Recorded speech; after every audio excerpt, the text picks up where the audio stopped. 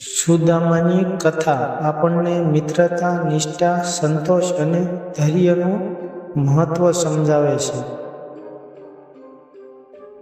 સુદામા અને શ્રી કૃષ્ણ ગુરુકુળમાં સાથે અભ્યાસ કરતા મિત્ર હતા, પરંતુ જીવનમાં સુદામા ખૂબ જ ગરીબ થઈ ગયા.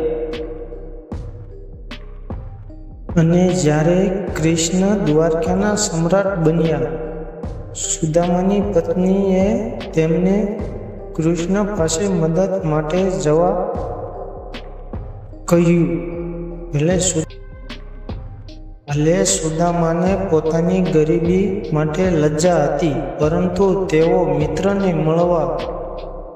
મળવાની ઈચ્છાથી દ્વારકા ગયા હતા.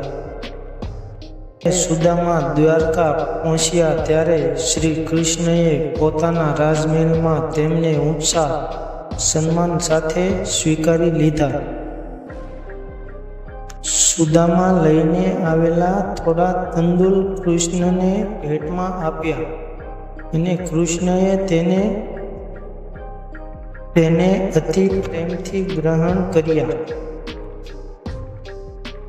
અને સુદામા પાછા ફર્યા ત્યારે જોયું કે તેમનું જૂનું તૂટી ગયેલું ઘર અદ્ભુત ભવ્ય મહેલમાં પરિવર્તન થઈ ગયું હતું.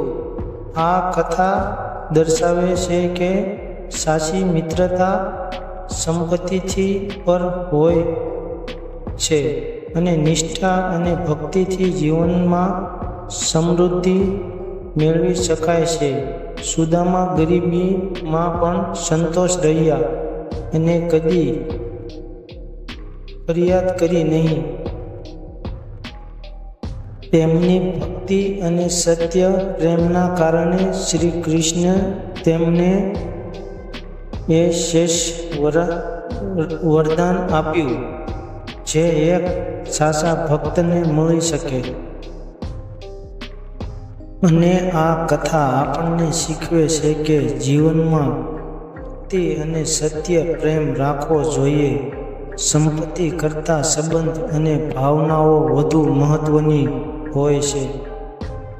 સુદામાનું જીવન એક સંદેશ આપે છે કે જેમનું હૃદય શુદ્ધ છે તેઓને દેવ એક ન એક દિવસે પૂરતું આપે છે.